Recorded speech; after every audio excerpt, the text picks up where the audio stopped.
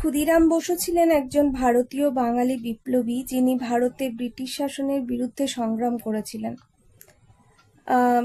ছোট থেকেই তিনি ছিলেন অত্যন্ত দেশপ্রেমী, এবং যেহেতু ছোটবেলায় তার মা বাবা মারা গিয়েছিলেন, দিদির কাছে মানুষ হয়েছেন, তো পরবর্তীকালে তিনি দেশের দুঃখ মোচনের জন্য বিপ্লবের পথ বেছে নেন।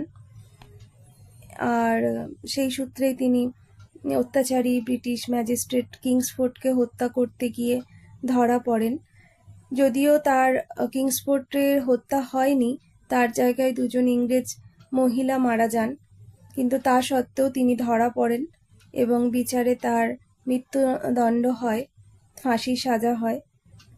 তিনি ছিলেন প্রথম ভারতীয় বিপ্লবী যার বয়স সবচেয়ে কম ছিল, মানে 18 বছর। যখন তিনি মারা যান বা ফাঁসি হয় যখন, তখন তার বয়স ছিল 18 বছর 7 মাস 11 দিন। এবং দুঃখের বিষয়, এত ছোট বয়সে তাকে এই পৃথিবী ছাড়তে হয়, এবং ছাড়তে ছাড়তে তিনি যখন ফাঁসির মঞ্চে, তখনও সেই নির্ভীকতা তিনি বজায় রাখেন। এবং লাস্ট যে তার উইশ, যে আমি যে বোমা বাঁধতে শিখেছি তা আমার সমস্ত তরুণ দেশবাসীকে শিখিয়ে যেতে চাই, যাতে তারা ব্রিটিশদের নাগপাশ থেকে নিজের দেশকে রক্ষা করতে পারে। সেই মহান বীর বিপ্লবীকে স্মরণ করে, তার মৃত্যু দিবসকে স্মরণ করে আমাদের স্কুলে ফ্রি আই চেকআপের ব্যবস্থা করা হয় বাচ্চাদের জন্য। আসলে অনেক সময় বাচ্চারা নিজেরাই বুঝতে পারে না যে তাদের চোখে কোনো সমস্যা আছে, আদৌ আছে কি নেই। তারা হয়তো 2 বছর 3 বছর 4 বছর সেটা নিয়েই চলেছে, বুঝতেও পারছে না। তো সেখান থেকে যদি প্রাথমিকভাবে চোখকে দেখানো যায় বিভিন্ন এখন অত্যাধুনিক মেশিনপত্রের সাহায্যে, তো যার ফলে তাদের প্রাথমিকভাবেই ধরা।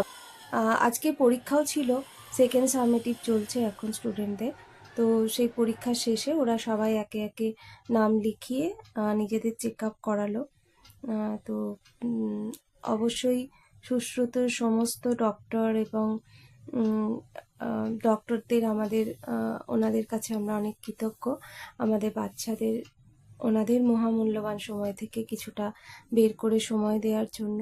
আগামী দিনেও নিশ্চয়ই ওনাদের আমরা পাশে পাবো, যাতে আরও বেশি আমরা সজাগ করে তুলতে পারি আমাদের স্টুডেন্টদের।